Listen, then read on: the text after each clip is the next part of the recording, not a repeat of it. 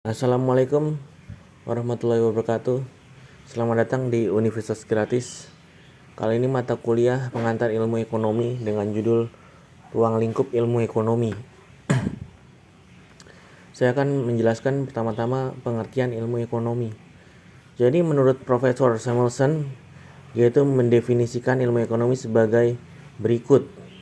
Ilmu ekonomi adalah sebuah studi bagaimana orang dan masyarakat membuat pilihan dengan atau tanpa menggunakan uang dengan menggunakan sumber daya yang terbatas, tapi dapat dipergunakan dalam berbagai cara untuk menghasilkan berbagai jenis barang dan jasa, kemudian didistribusikan untuk keperluan konsumsi untuk sekarang dan di masa yang akan datang, kemudian dibagikan kepada orang lain atau kelompok masyarakat, seperti itu.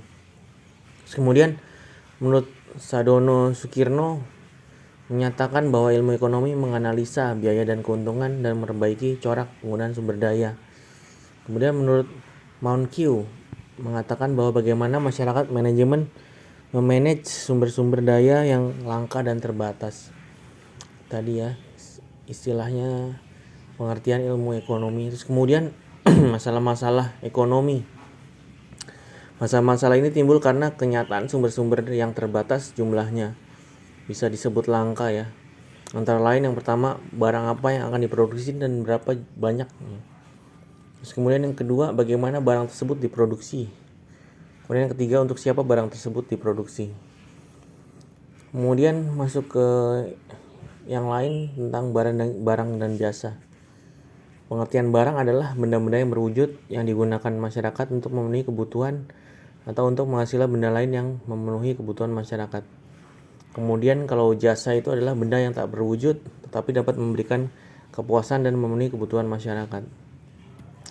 Kemudian ke tahap selanjutnya, barang ekonomi dan barang bebas.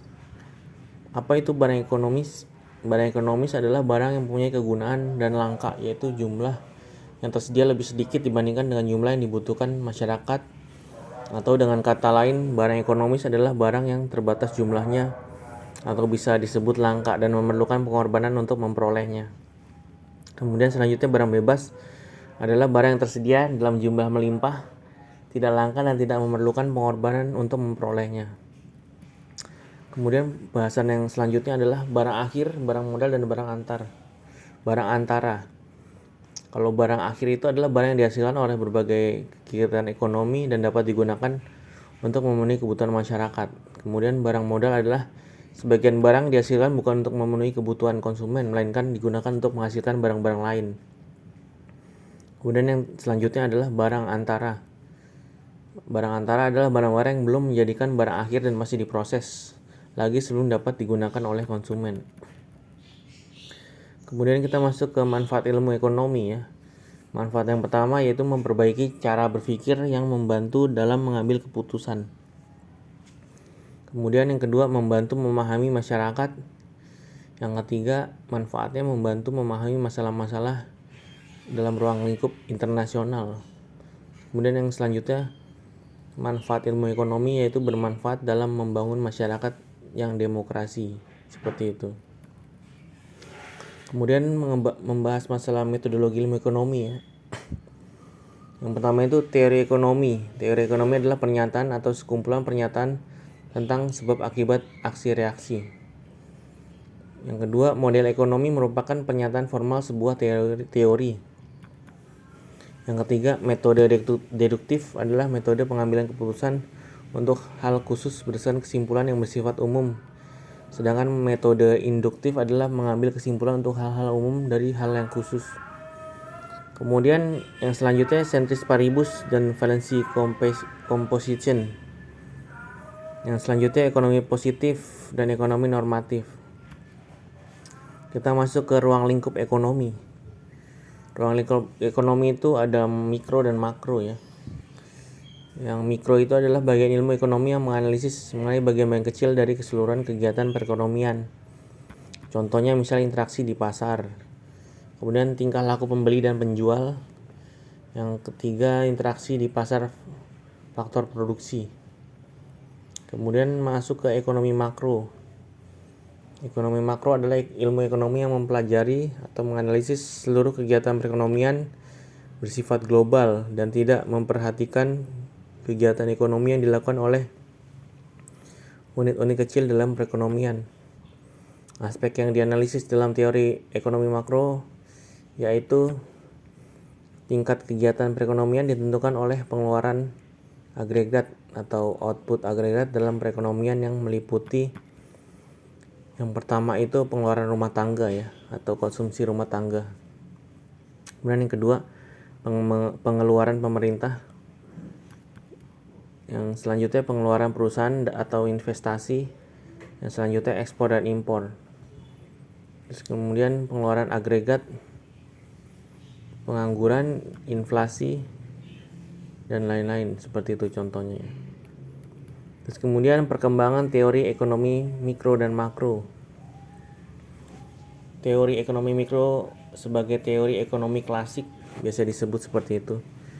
Titik awal perkembangan ilmu ekonomi modern dianggap dimulai dari saat Adam Smith tahun 1723 sampai 1790 menerbitkan bukunya yang berjudul An Inquiry into the Nature and Causes of the Wealth of Nation, yang kemudian dikenal sebagai Wealth of Nation 1776. Di dalam buku tersebut, Smith merintis pemikiran baru tentang analisis ilmu ekonomi yang melepaskannya dari belenggu teori moral dan teologis. Lebih lanjut lagi, Adam Smith menyatakan bahwa alam semesta yang berjalan serba teratur, sistem ekonomi pun akan mampu memulihkan dirinya sendiri karena ada kekuatan pengatur yang disebut sebagai tangan-tangan yang terlihat atau the invisible hand, seperti itu. Adam Smith sangat percaya bahwa mekanisme pasar akan menjadi alat alokasi sumber daya yang efektif jika pemerintah tidak ikut campur dalam perekonomian. Seperti itu ya. Terus kemudian revolusi Keynes, lahirnya teori ekonomi makro. Sebelum terjadinya kelesuan perekonomian dunia pada tahun 1929 sampai 1933 yang dikenal dengan depresi besar, ilmu ekonomi tidak mengenal dikotomi mikro dan makro. Fokus pembahasan ilmu ekonomi pada masa sebelum depresi besar adalah perilaku individu dalam rangka mencapai ketidakseimbangan. Untuk analisis keseimbangan umum digunakan model Walras. Sayangnya depresi besar membuyarkan keyakinan terhadap hipotesis ekonomi klasik, sebab depresi besar terjadi dalam jangka waktu yang lama, 1929 sampai 1933, yang menimbulkan masalah-masalah besar. Untungnya dalam keadaan yang genting seperti di atas, seorang ekonom Inggris, John Maynard Keynes, melontarkan pendapat untuk memperbaiki keadaan melalui bukunya The Great Theory of Employment, Interest and Money yang terbit pada tahun 1936. Dalam bukunya yang lebih dikenal sebagai The General Theory, Keynes menyampaikan dua hal pokok. Yang pertama adalah kritik ilmiah terhadap kebenaran hipotesis klasik tentang keampuhan mekanisme pasar yang dipercayai sejak zaman Adam Smith. Menurut Keynes, kelemahan teori klasik adalah kelemahan asumsi tentang pasar yang dianggap terlalu idealis dan terlalu ditekankan masalah ekonomi pada sisi penawaran. Yang kedua adalah usulan pemulihan dengan memasukkan peranan pemerintah dalam perekonomian dalam rangka menstimulir sisi permintaan.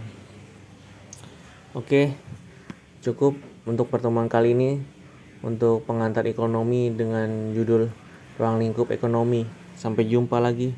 Wassalamualaikum warahmatullahi wabarakatuh.